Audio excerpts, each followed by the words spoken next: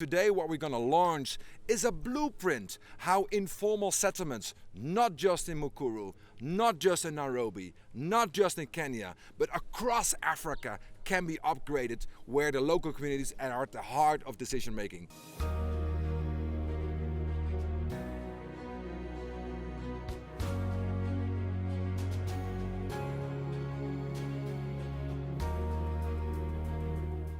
My name is Anju Sharma and I lead the GCA's program on locally led adaptation.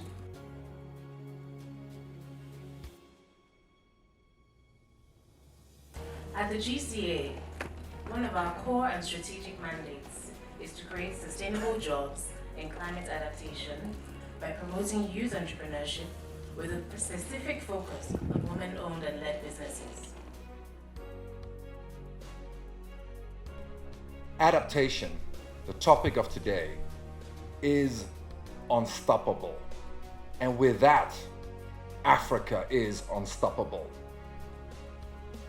And nowhere is this unstoppable spirit more clear, more evident than in Kenya, a country, an institute which I now consider home.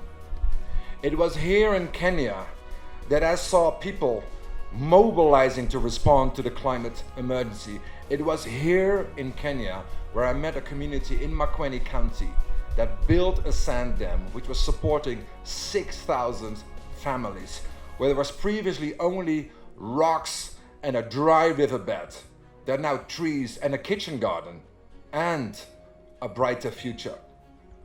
Ladies and gentlemen, globally, approximately 1 billion people currently live in informal settlements, primarily in urban areas in low and middle income countries. Most informal settlements lack piped water, safe drinking water, adequate provision for sanitation, drainage, and public services, including mobility. In addition, informal settlement areas are often the hotspots of vulnerability, as evidenced by the recurrent environmental and climate-related shocks. Despite this exposure and vulnerability, their role in spearheading disaster risk preparedness and response is often overlooked. I also want to applaud the launch of the Mukuru Case Study Guide for building climate resilience through locally led planning in urban informal settlement areas.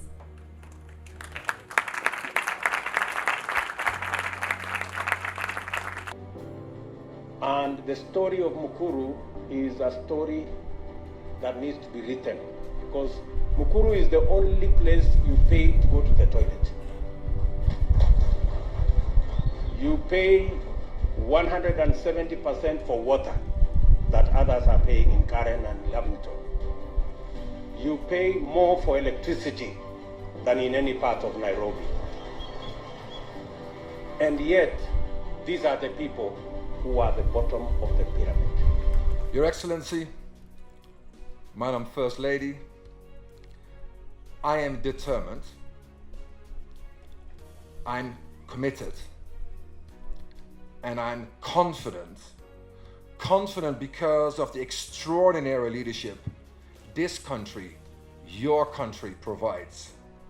From the students and faculty of this esteemed university, the best university in Africa, to the women farmers I met in Makueni, from the community at the front line of the climate crisis in Mukuru, to the youth entrepreneurs that are here with us today. Kenya, Madam Minister, under your leadership, under President Ruto's overall leadership, is leading an adaptation awakening on the ground that leaves no homes unprotected, no businesses unprepared, no community exposed, out of harm's way. Ladies and gentlemen, the Horn of Africa region, including Kenya, is experiencing the worst drought in 40 years.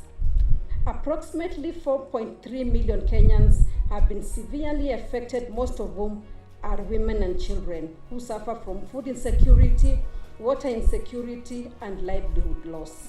Our exposure to these extreme, unpredictable climate events has continued to place us at the forefront of climate emergency.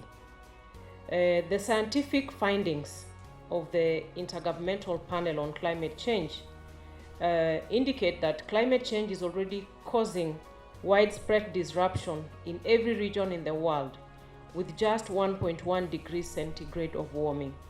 It has also singled out Africa as vulnerable to climate and weather extremes. We are locked into even worse impacts from the climate change in the next 20 years. The IPCC estimates that in the next decade alone, climate change will drive 32 to 132 million more people into extreme poverty, and global warming will jeopardize food security. I want to applaud the African Adaptation Acceleration Program initiated by the African Development Bank and the Global Center for Adaptation that aims to mobilize $25 billion over 5 years to accelerate and scale climate adaptation action across the continent. This ambition will fast-track the implementation for climate-smart digital technologies for agriculture and food security. Finally, Your Excellency, I wish to welcome the GCA to partner with us in preparations for the African Climate Summit that was called for by His Excellency the President Ruto, which is intended to generate ideas for innovations around investments for climate in Africa. And the discussions that we have had with the CEO, we actually welcome your partnership in making the climate summit successful in the coming year. We can do it. In fact, we are doing it. And why? Because we all Kenyans in this crisis. I thank you. Finally, let me thank the African Development Bank for their friendship, partnership, and commitment they've provided to my office, and also to the African Adaptation Acceleration Program. Let me also thank the Global Center on Adaptation, Wangari Maathai Institute for Peace and Environmental Studies, and the University of Nairobi for providing leadership to close the adaptation gap by putting climate adaptation and resilience at the center of their policies, programs, and institutions.